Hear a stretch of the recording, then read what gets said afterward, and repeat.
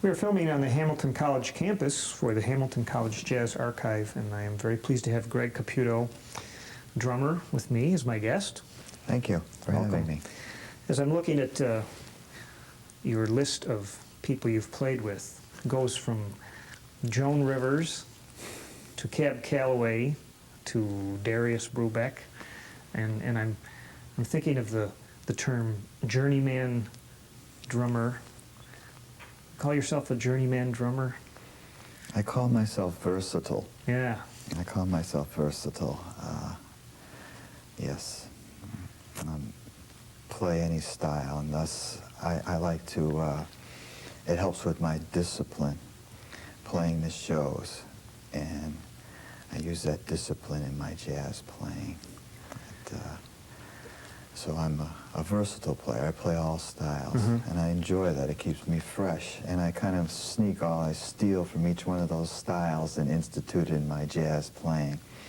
And discipline in jazz playing, it's a interesting concept. How do you pass that idea on to students, that there has to be discipline in a music that supposedly is all about freedom? Well, it's a structured music. It's not totally free. I mean, I just can't go in and play anything I want. I listen to the other people, and I have to have discipline to be able to respond, call and respond, and feel. It's discipline, make no mistake about it, that all of the great jazz masters have discipline in their playing. And to convey that to students, to communicate that it's not easy. Usually they have to get their feet wet, and they'll come back to me and they'll say, I'm in trouble. I need this discipline, and then I can start a foundation and give them the rudiments and the discipline of reading, and how that gives them self-control in their playing. Is it hard to convey to a young up-and-coming student who's really feeling that I've got this stuff down, not only the discipline, but also the realities that someday they may be required to do this kind of playing, and you better be able to do it? Do they tend to not believe you until they get out and see that? Every student is different, first of all. I don't have one method. I sit down and I talk with a student before I accept them, and it gives me some idea of the direction I have to take with them. I have many older students that come to me, and you know, they come to me with situations they've been in. It might be a technique that they need to polish, it might be reading, or it might be just how to handle themselves with other musicians. And I cover all that. Some of the younger students, right now they're involved in a school show. They might come to me with just a piece of music they want me to play for them, which I won't do.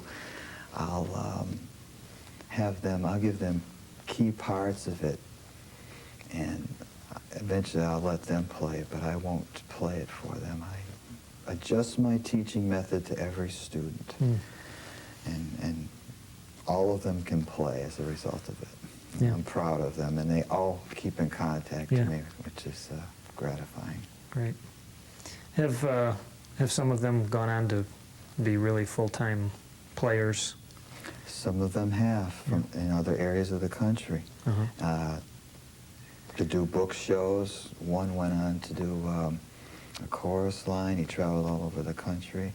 And one of them is a studio musician out in L.A.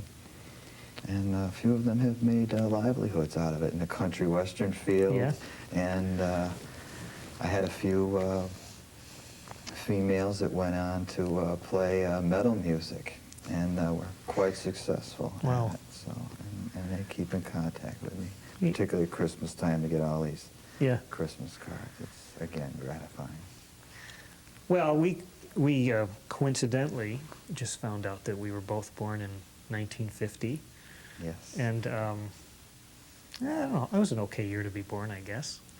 What do you remember as a child, the first kind of music from either records or radio that kind of seeped into your consciousness? Before I was born, my father was a professional musician, and he was friends with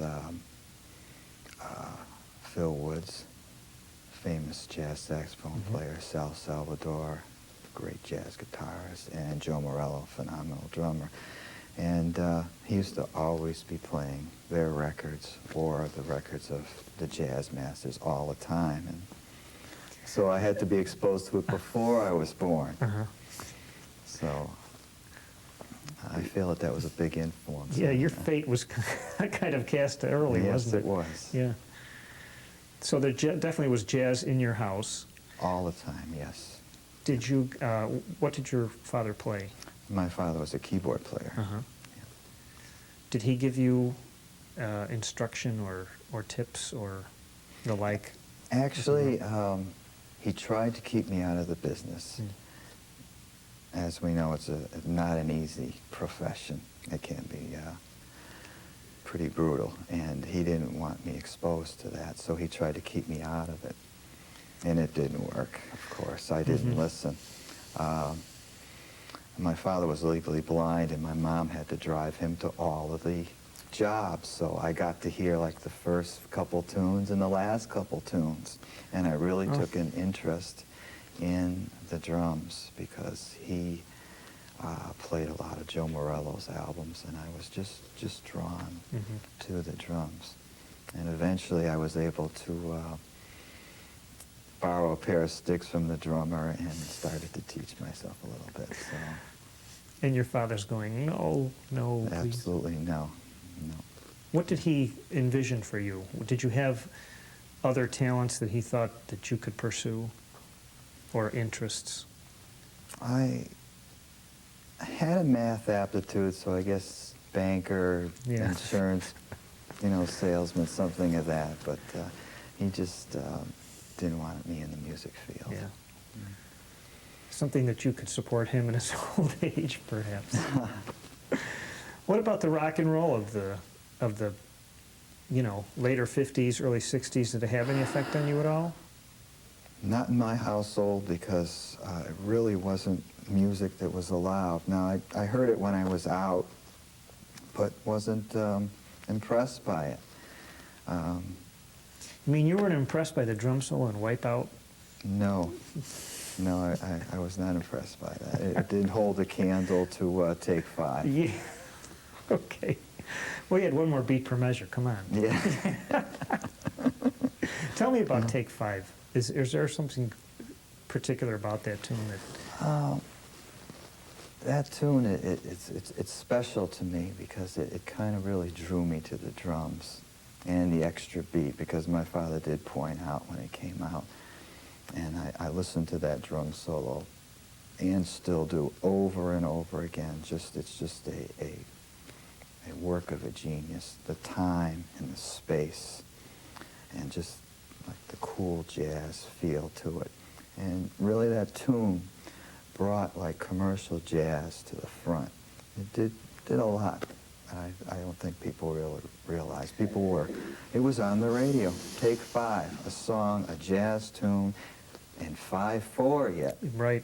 Was regularly heard on the radio. On AM too. On AM. Yes. Something that just wasn't done before. Right. Or has done since, really. Yeah. Even the fact that it started with the drums, and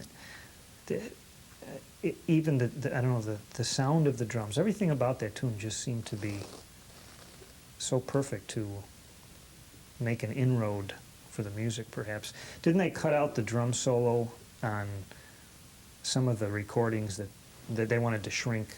They wanted to have a shorter version, I think. I believe there's 3 recordings of it. Oh. I believe there's one without the drum solo, and one with a short version, and one with a long version. And I think the shorter one they used to play on the radio quite a bit, but when I hear it now, it's the full version. Yeah. Well, you've had a relationship with Joe Morello over the years? Can you tell me about him a little bit? Well, he was around the house quite a bit when I was growing up, because he was friends with my dad. And when he was traveling with the quartet, he used to come home to his family and inevitably stop by and see my father and, you know, talk about the road and what was going on and give the latest album to my dad, autographed. You know, I can remember when he came up with Rhonda La Turk. That was something else that, you know, what do you think of this? And, you know, my father would say, you're playing terrible. It's terrible. You know, constantly put him on, and, you know, they would put one another on constantly. So I was exposed to him. And when he came through, you know, he would ask me, well, how's your left hand? You know, how's this going? You know, how's this going? You know, and listen to me a little bit. And forget about it. You know, and, you know, he was a taskmaster, and he wanted the student that really wanted it. You couldn't just have an interest in music. You have to want it. And I wanted it, and I kept coming back. And then I asked him, well, listen to this now. And eventually I went down to New Jersey and took some lessons with him. But a big influence, one of my favorite drummers of all time. Yeah. You know, a master, a legend, no doubt. And he had his start with, well, Mary McPartland was kind of a big part of his initial career, wasn't it? Yes, they had to, my father got Joe Morello's first job in the Grand Ole Opry. Say again? My father got Joe Morello's first job. He played in the Grand Ole Opry. No kidding. Yes, which was country music, a little known fact. And, you know, then people started to listen to this guy. Wow, he's quite a drummer. And then he came home, and they literally had to force Joe Morello to go to New York City. He was playing at the Club 21 in Springfield with Whitey Bernard on Hammond organ. And, you know, he took the place of Joe Raish, who was an area drummer. And Joe Raish went to into the service. Well, Joe took his job and played with Whitey Bernard. Joe Raish came back, and as was law, you had to give back the job that you left. So Joe Morello had to vacate his position. It was the military thing, you mean? Military. Okay. Yeah. That a returning serviceman was entitled to his job if he wanted it. Exactly. Okay. Yeah. So Joe wanted his, Joe Raish wanted his job back, and Joe Morello was out. And with no job, they brought him down to New York City, and Mary McPartland listened to him, and the rest is history. Wow. Is that the Hickory House? Yes, exactly. Yeah. Yeah. Did the Brubeck thing, didn't Brubeck like hang out down there a little bit and hear him? Yes, exactly. I wonder what made Joe Morello so seemingly perfect for the odd time signature thing. Joe was doing that back in Springfield because he was bored with playing in 4/4 time. So he says, well, let me do 1, 2, 3, 4, 1. Then he started expanding it. Let me do 1, 2, 3, 1, 2. And how about 1, 2, 1, 2, 3? So he was he practiced all the time. I can remember his sister telling me that after a job, he would come home and practice, and in the morning she would find him like passed out on the couch with the sticks out on the floor and something. And to this day, he practices 3-4 hours a day. So he must have been like a catalyst for Brubeck's writing in those kind of oddball time signatures because he was so good at it. They heard him warming up, playing a 5/4 rudiment, and it caught the ear of Dave Brubeck, you know, and he says, well, what is that? He says, well, you know, it's a paradiddle diddle with a paradiddle. Comes out the 5/4 time, a basic drummer's rudiment. And, you know, he asked Paul Desmond to write something. He says, well, why don't we write something in 5/4 time? And thus, take 5. That was a fortuitous little encounter. Didn't they do that thing in 7 also? Was it unsquare dance? Unsquare square dance with the ticking sound, which was done on the edge of a stage. They wanted a different sound, and Joe was doing it on the rims. And they were experimenting. It wasn't quite it. There was no wood block. Joe didn't have a wood block, so, you know, Brubeck said, well, what about the edge of the stage? It's maple. Let's try that. So Joe went down, and it's on the record. It's an edge of the stage. Yeah. I like that recording. You can, I think the liner notes say you can hear him chuckle at the end of it. Yes, you can. Yeah. That was the first take. That's why. Wow. When did you get your first drum set? Well, my father didn't want me in the business, so like I said, I had gotten a pair of drumsticks from a drummer, and then I got a snare drum from another drummer. Oh, wow. I was on my way. And eventually my father got into a pickle once and needed a drummer. His drummer didn't show up. So he made the phone call to my mother, and I played the job. That's great. That must have been difficult for him. Yeah, it was difficult, but then he realized that he's a goner.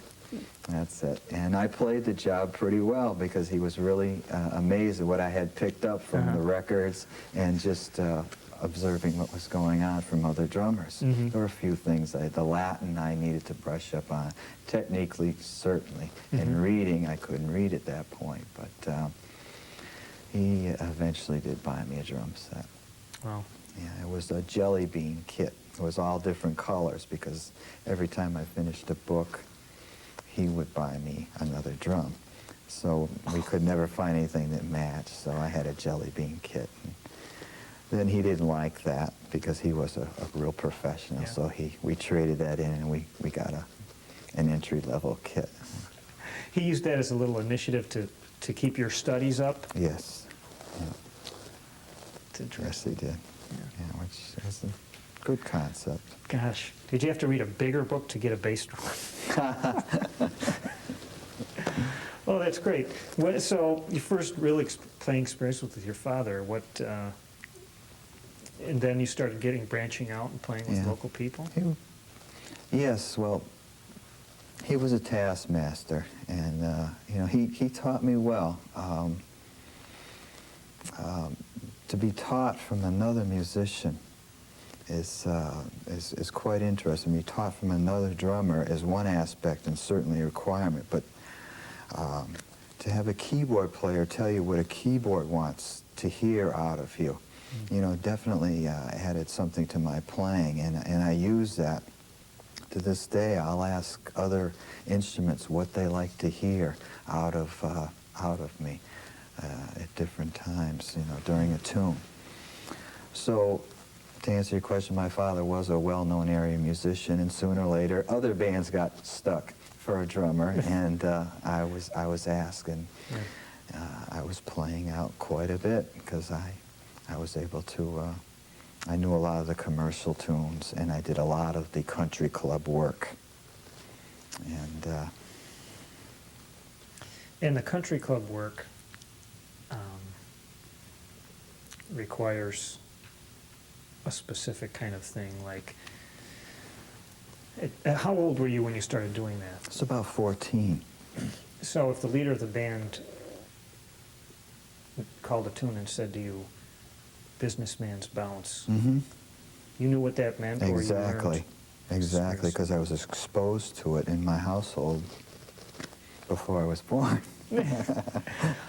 Well, that must have been pretty neat for the musicians. Like, hey, wow, the kid knows what it is. Yeah. You know?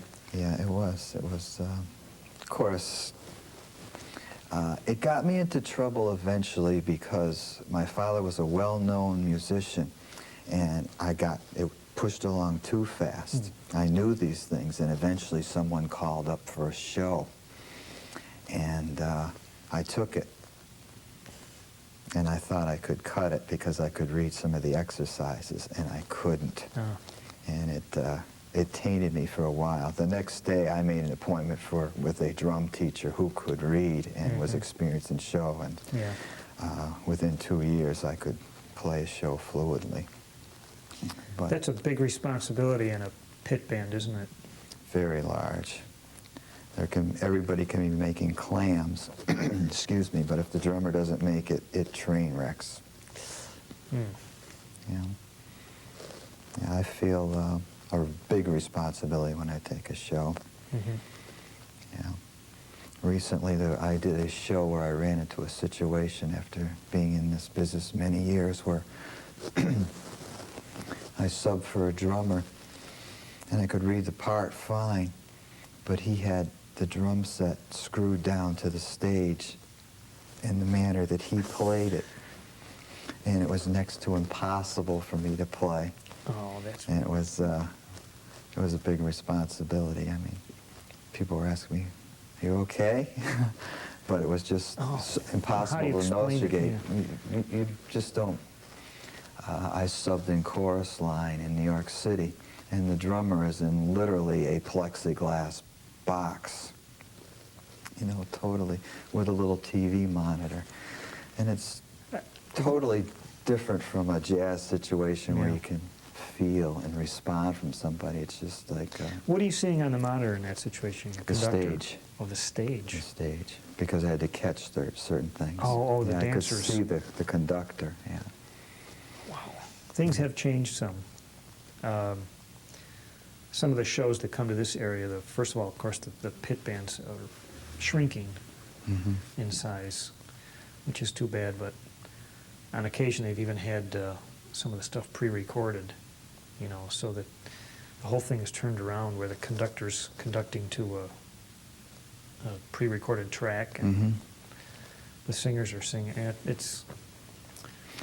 The difference with that, and if I may, it's the lack of energy. If you see a show with live band there's an energy that's communicated not only to the audience but to the dancers, the actors, and it just comes out. If there's a pre-recorded tape, I think there's a lack of energy, and the overall performance is not that of having live musicians there. Somewhat like having a DJ at a wedding. Yes. Good point. Very prevalent around here, unfortunately. So, did you continue your education in a more formal setting? Yes, I did. I went to a very formal school that will just omit the name, and started to study there, and was not happy at all with the teaching staff or in the direction I was going. Of course, I had been out and playing, and I knew what I needed. I just wasn't at their beck and call. I knew what I needed, and they weren't giving it to me. So I pulled out of the school and started asking successful drummers and musicians, you know, about a good communicator, not only a good player, but someone that can communicate that knowledge. And I found a gentleman, Art Peretta, in Hartford, who was teaching at the Hartford Conservatory. And I studied with him for about 3 years. And he gave me classical training, taught me how to read. Wonderful teacher. And again, a big influence. And a very mild-mannered man, and also instilled some of that into me, too, and how to interact with other musicians on and off the bandstand. And I think my worst lesson with him was I finished playing a book, and he closed it, and he says, "Gregory, I can do no more for you."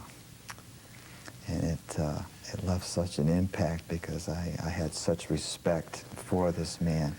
And he says, "You need to go on with another teacher." And I did. A bittersweet moment, perhaps. It was. You know, I gave him a hug, and and still keep in contact with him to this day, and he with me. The instructors at this school that you choose not to mention, do you think the problem were the teachers there more academics? Is that a word? Maybe, but I know what you mean. Thank you. I have to say yes. Literally putting in time and not taking a personal side to teaching. Mm-hmm. Really analyzing what the students need and looking at the clock, your half hour's up, things of that nature. Mm-hmm. I just wasn't happy with that. Dedication, not there. Okay. So you moved on from that instructor. It was pretty apparent to you at this time that I'm going to make a living as a drummer? Yes. I moved on to Joe Morello at that time. And the impact was, although there had been a void of time because he had practice and everything. He was, on the road quite a bit. And I went down to see him in Irvington, New Jersey. And I got frightened in a big way because there were some big names around me. He has if you will, a green room, and he picks and chooses who he's going to take next. If you call up and ask Joe Morello for a lesson time, it's 12 o'clock for everybody. Oh, no kidding. Yeah, so at that time, anyway, we were all in this pool, and I was listening to some of these drummers warm up, and it frightened me. There were some fantastic players there. And I was like half the speed of everyone. And Dr. Morello's right. office. Joe Sepchik had brought me down. Joe Sepchik was one of Joe Morello's students. And he came in and into the lesson with me. And he was Joe Morello's teacher. And there was some small talk. Then I started to play. And Joe frightened me. You know, he let me know exactly where I was on the totem pole, and I went for it. I went after it. I took the challenge, and I worked very hard, and really became a technique freak for a while, you know, and wanted to get up to that level, and I did. But also, Joe's a phenomenal teacher, and he told me time and space too, kid. Ah. Well, I'm curious, when that first time with him, and he said to you, we'll play something. What do you play in a situation like that? Do you solo? Do you play some time? Or is it a combination of both?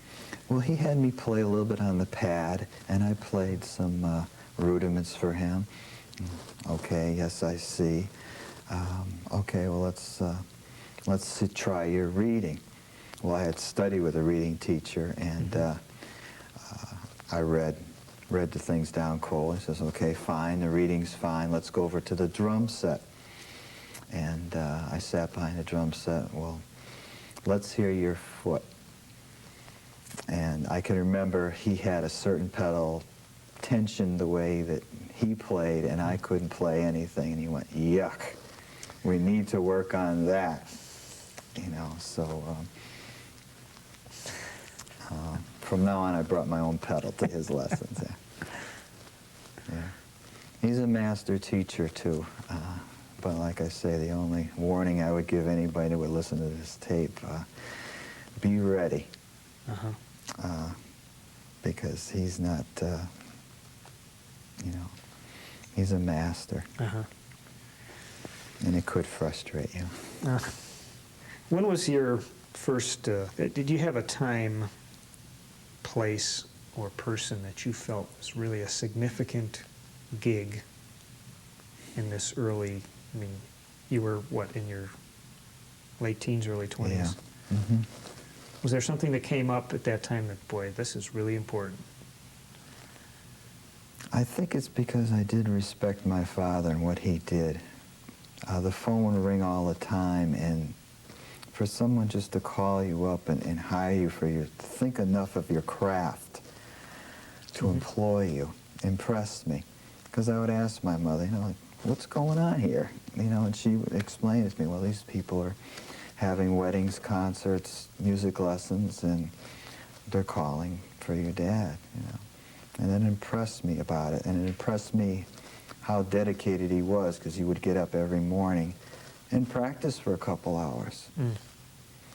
And any new tunes come out, new jazz tunes, he would work at them, practice for hours, and did till the day he passed on. Yeah. And so he was the kind of musician that, much like yourself, could function in a lot of different settings. As you mentioned, versatility. Mm-hmm. He could, yes. Yeah. He wasn't a show player, and that's probably why he got me in that situation. He says, just listen, you can push it through. But I couldn't. Yeah. You can't. And sooner or later, I think everybody that tries it, I've seen it with students come back to me who have gotten into a situation where they think they can do a show and the conductor has them for lunch. And it doesn't work, and they come back. And they say, please, you know, put on the shine, what can I do? You know, he couldn't read because he was legally blind. Yeah. So when did the first opportunity come up for you that a pretty big name called you to work? I got a job in the Catskills one summer, and all the big names came through.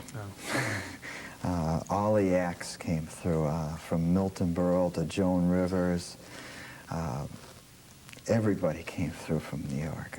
Some of them I got to play, some I didn't because they carried their own drummers, but most of them I did.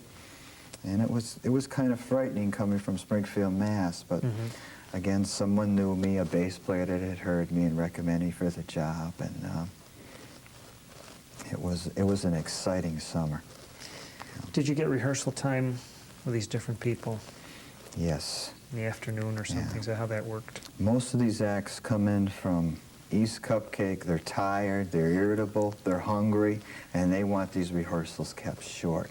And so doesn't the owner and the conductor, because they're paying us. So it's imperative that you can just play the opener, play the ending of the tune, turn the page, and go on. They don't want to practice. They don't want to go through the whole tune. And no, it's just opening. They want to hear if you can play, if you can do it, and it's really important right off that you get their confidence. And if you can, fine. You know, if you can't, you just, it draws. I've been through shows that have drawn every bit of my energy and every bit of my talent just to get through. Yeah. Did you ever have any train wrecks along the way that maybe necessarily weren't your fault, but something happened? I can remember breaking a drum head. I played for Milton Berle, who had a lot of music, as does Don Rickles. Comedians tend to have a lot of music. And he wanted a big rim shot right at the beginning. And we practiced this rim shot, you know, during rehearsal. So I thought, boy, is he going to get a rim shot in a packed showroom.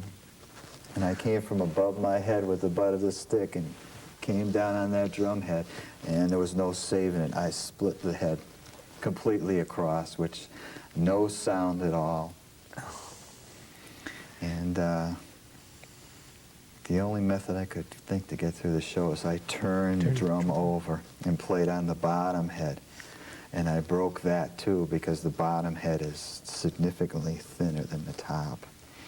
So how'd I get around that? Well, I slid over my floor tom and did that. Didn't have a great sound, but I got through the show. So yeah, that was an interesting show.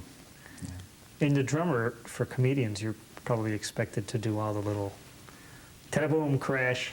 You have to be a mind reader. You almost have to second guess them.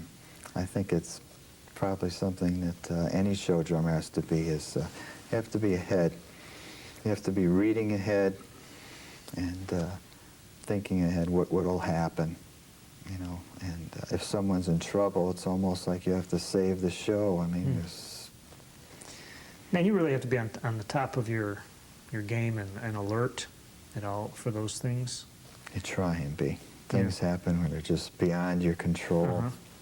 I can remember doing a Frank Gorshin show, an impersonator, in Nassau. And the piano player was a jazz player, but not really versed in playing shows. And when we did the rehearsal, everything was okay. But he didn't put the music back in order. Ooh. And Frank does like a country western impersonation, an Elliot Ness. And he reversed those two charts. So when he came out with the hat and did the Elliot Ness thing, he played Turkey in the Straw. And it didn't go over well at all with Frank, and he certainly let the band know afterwards. Yeah. Although the audience thought it was funny. And later I found out that he actually instituted that into his show. That's opportunistic of him. If it gets a laugh, it must be good, right? Yeah, it did, so... That's funny. Yeah.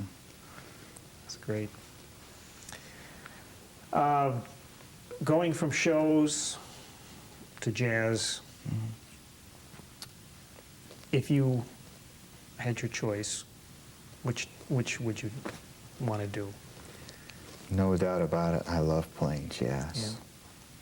Yeah. I love feeling the musicians around me, the spontaneity, call and response. There's no doubt about it, the jazz is my favorite. Is there a series of jazz musicians, ensembles, or engagements that you really think back fondly of? I had an opportunity once. There used to be a jazz club in Hartford, Tobacco Valley, and they had a summer series. And at one point I became the house drummer, and Charlie Ventura came through, a great jazz saxophone player. Billy Butterfield came through, phenomenal. And I got to play with these people and learn from them. And they were, of course, apprehensive coming into what they could call a local area, using a local rhythm section, but they were happy. Most of the time they were happy. So I look back fondly on that. And certainly playing with some of the big bands, performing with the Artie Shaw Band and Dick Johnson, another master. And each time I play with these people, there's something that I learn. The learning process is continuing. It's wonderful. We haven't talked too much about the dancing aspect. Those engagements that you mentioned with Charlie Ventura, and were they dance places, or were they more listening rooms? They were strictly concert rooms. Okay. But when you go to do the big band thing, does that change at all? I mean, I guess my question is, if there is one here, is in playing for dancers, how does this determine tempos and that kind of thing? When I play for dancers, I simplify. That's what I do. And all of the big bands that I've performed with have two books. There's a concert book, and there's a dance book. And yes, the Artie Shaw big band has a dance book, and I simplify. It's like I give them backbeat and time. I concentrate on the time rather than syncopation, as I do in the other book, the concert book. I lay it down, and that keeps me working. So when I play for dancers, it's time. Yeah. To get drum specific, when you say you lay it down, yes, what do you play? More of something on your set, less of something on your set? Can you define laying it down for me?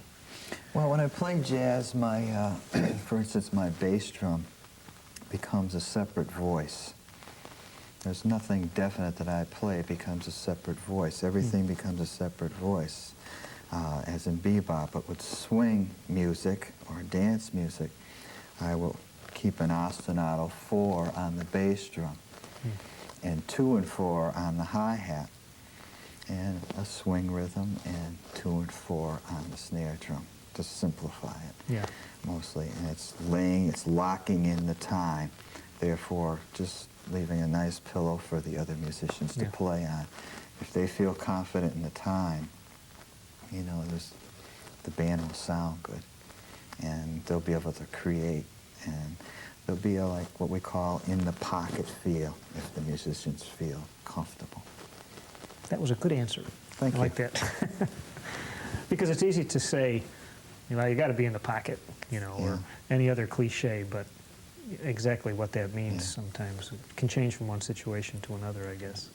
It does.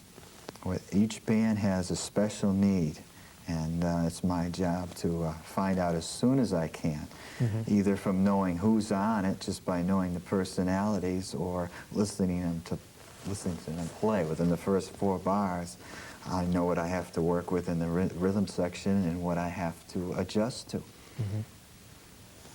Do you get to play in odd time signatures at all? Not enough. I love to do it. Yeah. I love to do it. Yeah.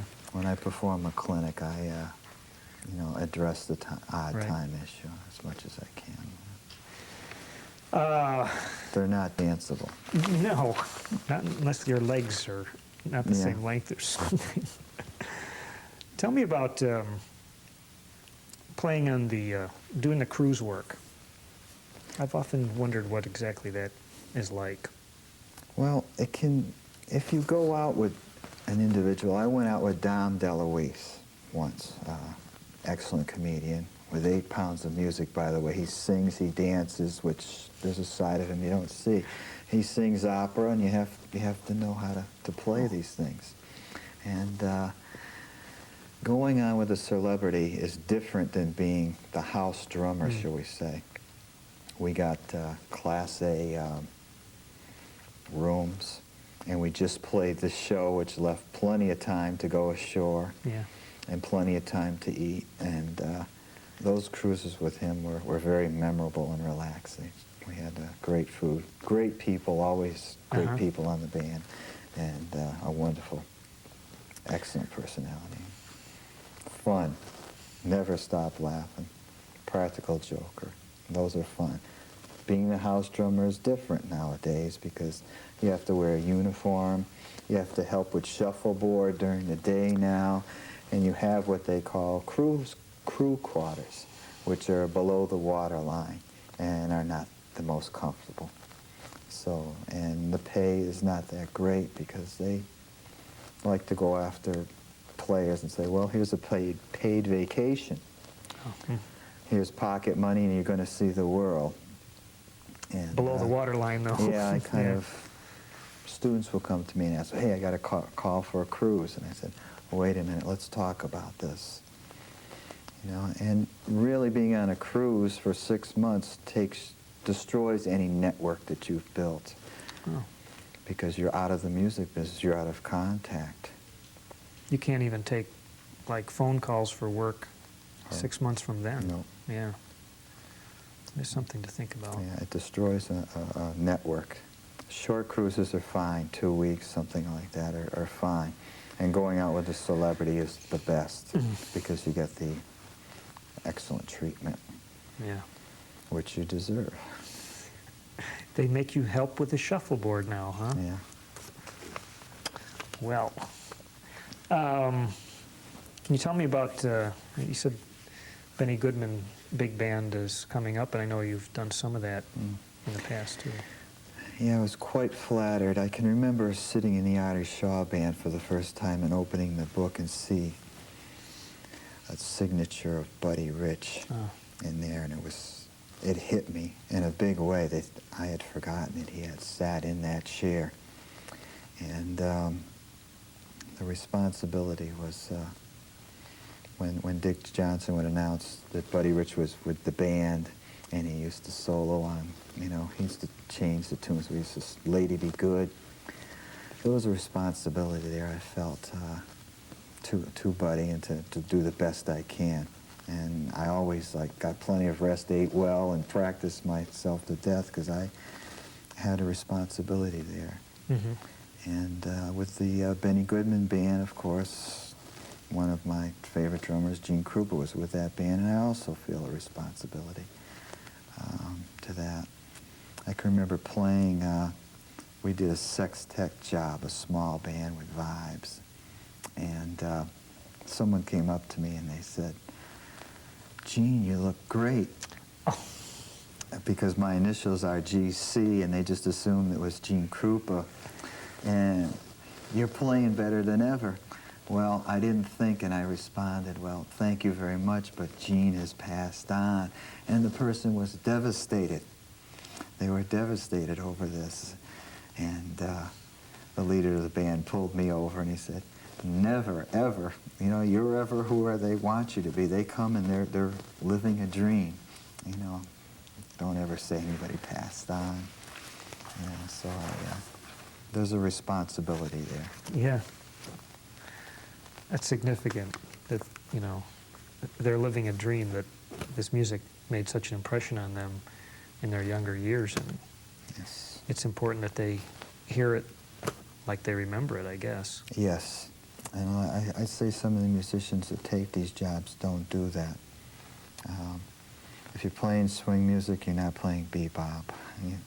There's a difference there, and you have a responsibility. And as a result, they go through a lot of musicians in these bands. You have to know the style. So if you get a call, do your homework. Oh. Good advice. Something that, can you verbalize that? Well, we talked about this, trying to verbalize that to students, that a gig is perhaps not for you to show all your chops off. Mm-hmm. Maybe you'll get your moment at some point to do that, but... It's much better to be asked to play louder than softer. It's much better to be asked to play a little more than a little less.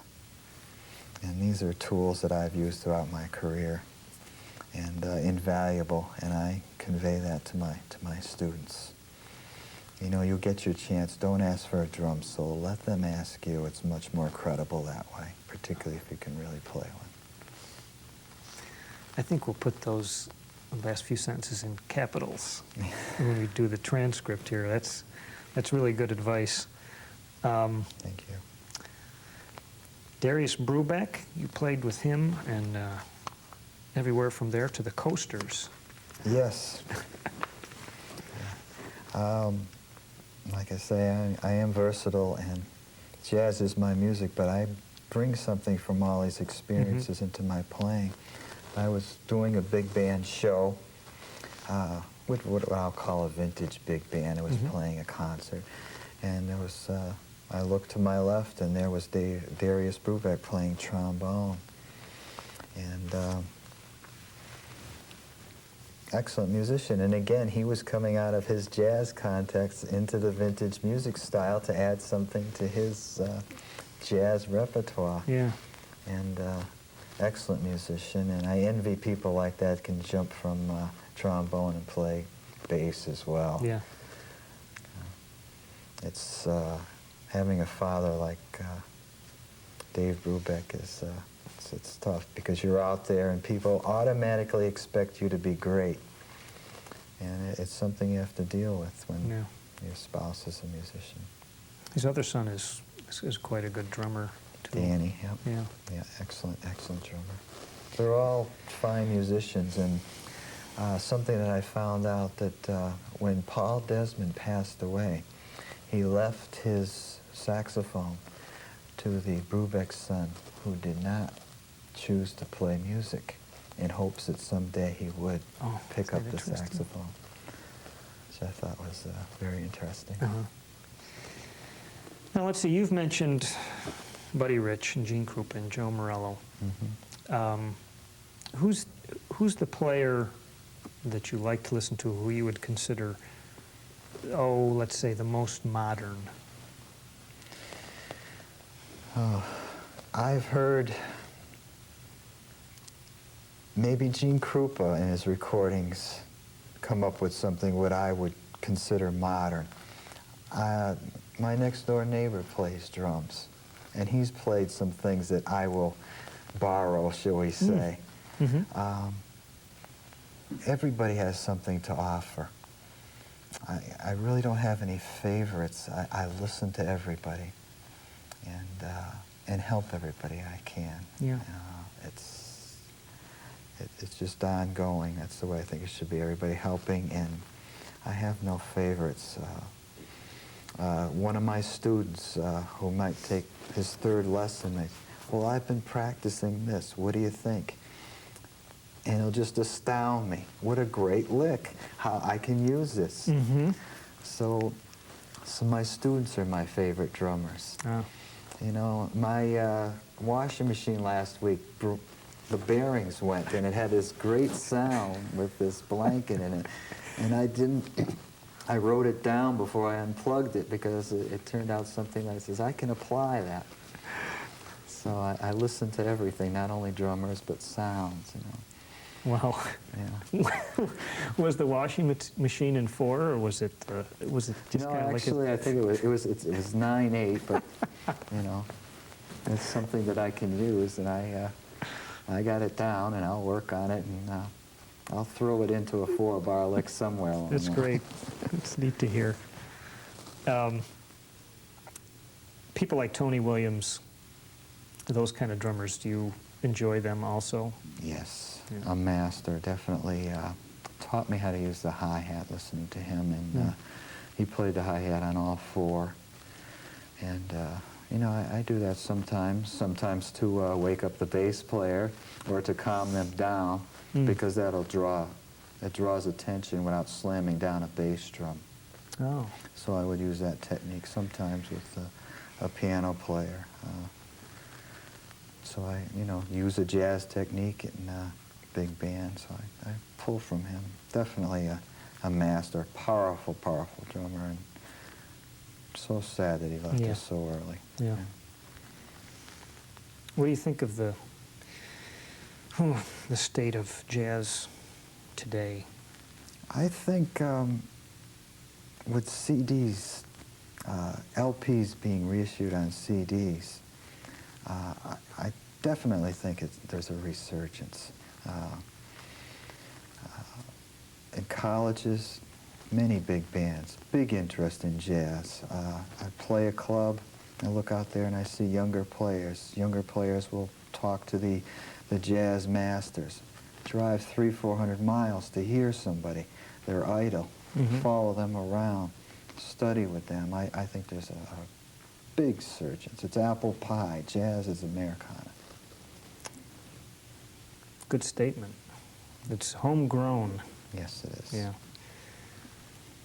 Is there, have you experienced any kind of, or witnessed any racial scene in jazz that you find significant?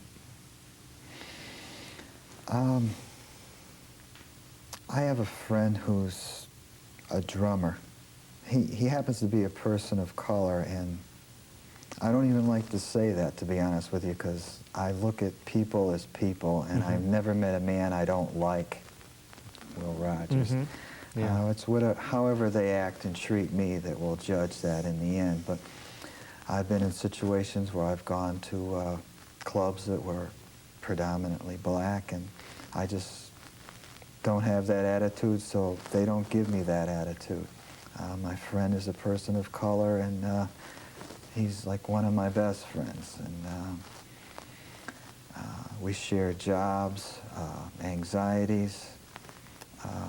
I just looked, there's 4 people up on the bandstand, and that's how I look at it. And I've never been in a situation with musicians. Maybe at first there might be some apprehension on their part, but as soon as they hear me play, it dissolves and we have a great gig. Yeah. From what I've been able to observe, it seems like there's a healthy group of fairly young musicians who are keeping the, let's say, mainstream tradition alive.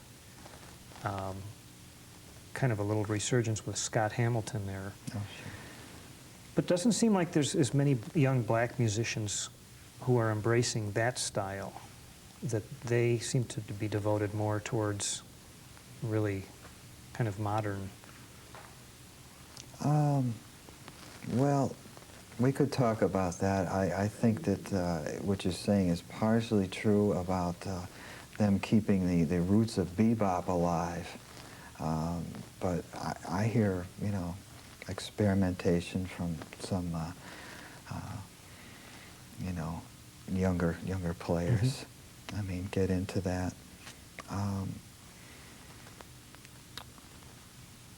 It's maybe what they're coming up isn't commercially viable or marketable, and so we don't really hear it. But as far as experimentation going on, certainly. But whether we can get record producers to get it out there is a big problem. And we may not be hearing some of the next steps to jazz or, you know, to modern music, to fusion, because simply I don't think the record companies want to take a chance. They want the sure thing. They want the already established name to come out with a CD where they can project records or CD sales. So I think the experimentation is going on. I hear it with college groups, writers, but it's not getting out there. And I think it's really something that needs to be addressed. What's your feeling when you listen to, let's say, light jazz, contemporary jazz, that obviously have a little box providing all the drums?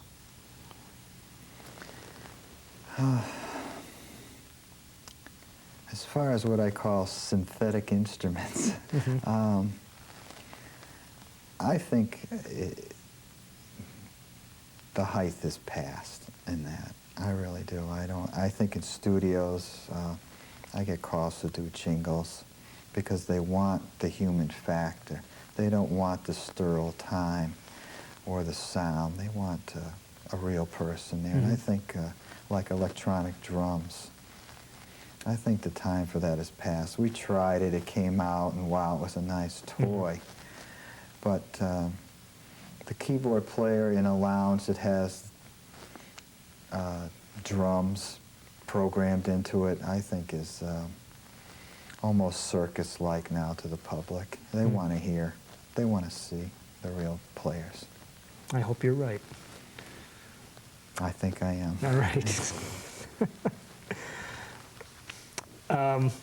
What's in the near future for you? I know you mentioned you're going to be going to Europe with a group from UMass. Yes, I'm going out with Trade Winds and some marvelous players that I'm excited about. And Fred Tillis on saxophone. And a marvelous upcoming bass player that I have to be playing with, Genevieve Rose, who is looking forward to that. And I'm doing a cruise to Hawaii with the Benny Goodman Big Band. It's a jazz cruise. And there'll be several other groups on there, and we'll trade off, and I'm excited about that. Great. It's a challenge to sit in Mr. Krupa's chair, and I'm boning up for it. Who directs that group now? The leader is Everett Longstreth, and it's a Boston-based band, as is the Artie Shaw Band, and I think Dick Johnson might be doing a clarinet work on that. Are those bands the property of the Goodman estate, or how do they work that? They are definitely the property of the estates, like the Gene Krupa Big Band. Mrs. Krupa is still alive, and if you use that name, you have to pay up, which she's entitled to, and I think it's justified. Yeah, and they have the same arrangements, a lot of the same arrangements that they play. Yeah, which I think should be in a museum somewhere, but when I opened up the Artie Shaw book, it's the original Begin to Begin. No kidding, the original music. The original Nightmare is on the road, which really shouldn't be. Yeah, that's because, you know, sooner or later, Yeah, It's going to anything get dumped can in the happen. water, getting loaded on the boat or something. Exactly. Yeah. Yeah, this stuff is, That's- it should be copied, but that costs money, and a lot of these bands are operating on a shoestring, and it's a tragedy. Mm. Some of them are, you know, like, have to call up the estate and say, you know, like, the rental for the buses due, we haven't made it yet this month, or, Wow. you know, so it's a tragedy. This is, again, Americana. It should be available for everybody to hear, and would be nice if they had some government support. Yeah. Do you ever look back in time, speaking of Americana, if you could go back in a time machine, would there be an era that you would prefer or would be interested in living in? There is a specific concert that I would love to attend, and but to go back to the big band era, like during World War II, I think when they were at their height, I think I would love to go back and spend a couple of years and listen, and that would be great. Mm-hmm. Yeah, to experience that, to meet some of these people and talk with them. Yeah. To experience the Carnegie Hall concert. But there's definitely one concert. In 1963, there was a concert in November that the Dave Brubeck Quartet performed. And it was a legendary concert. And it is out on double CD right now, where everybody was just at their prime and swinging. And the group had really never reached heights like that before, and it was recorded. And probably the most phenomenal drum solo ever performed was done at that concert, and I would like to observe that. Was that at a college in the Midwest or something? It was at Carnegie Hall. Oh, okay. Yeah. At the time, the newspapers were on strike, and they didn't think there was going to be anyone there. It was sold out. Mm. And when they walked out there, and just the sound of the hall and the sold-out audience, everybody played. Phenomenal. Joe Morello had the flu. And how he ever pulled off this, what I, you know, only can say, as far as I'm concerned, the greatest drum solo ever played. Yeah. I would have liked to have been there for that. Much like an athlete, just reached down and pulled out that, you know, Yeah. whatever Muhammad Ali had. Yeah. And he's up there with those people. Yeah. It was a phenomenal concert. I would have liked to have been there. Yeah. I think every musician would have a concert. Right. If you ask them. Well, I heard them in, oh gosh, it must have been probably around 65, I think. That makes sense? They were together then, right? Oh, yes. Mm-hmm. At the Eastman School of Music. Mm-hmm. And that was a good one. But I just remember how unassuming Desmond especially. Yes. You know, I mean, he looked like a banker or something. Yeah. Yeah. But he had that sense of, if you could sit down and write out a perfect solo, he already played it. Yeah. Definitely a lyricist, a wonderful, wonderful player. Something about Paul Desmond, to this day, you can hear a saxophone if it's, you know right away. Something that you don't hear from the younger players today. Everybody is, excuse me, tending to sound the same. When you hear Phil Woods, you know it's Phil Woods. Paul Desmond, you know it's him. Joe Morello, you know it's him. Tony. Drummers tend, and other musicians too, tend to want to sound all alike.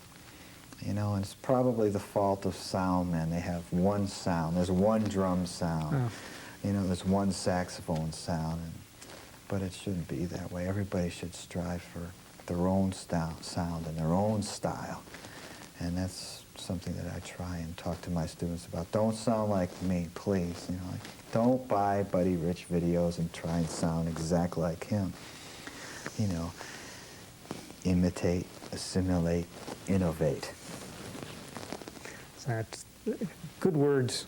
In fact, you anticipated my wrap-up question here was if you had words of advice for upcoming students. And I think you did, but would you add anything to that? I think you have to live the music. I think if you want to be a professional musician, you have to live it. You have to spend 24 hours a day practicing, listening, performing, play all you can. And I think one of the sure ingredients to failure is to trying to please everyone. Be true to yourself. Build your style and stick with it. Always have open ears and want to learn. But have your own style. And you cannot, everybody is not going to like the way you play, and don't be discouraged about it. Joe Morello passed that along to me. If you are satisfying 60% of the people, you're doing great. There's people that just aren't going to like you for the clothes you wear, the color of your set. Don't let it bother you. And don't ever, ever, ever give up. Well, excellent sentiments. And I want to thank you for joining us today. It's been a great pleasure. Thank you for having me. And good luck with your upcoming cruise. Thank you very much. If I was on it, I would not expect to see the band members doing any shuffleboard. There's tickets available, by the way. Oh, yeah? Sounds like a nice place to be. And hope you see some nice things in Europe. I'm looking forward to that. And I hope you get to play in an odd time signature sometime soon. Thank you very much. All right. Pleasure. Thanks a lot.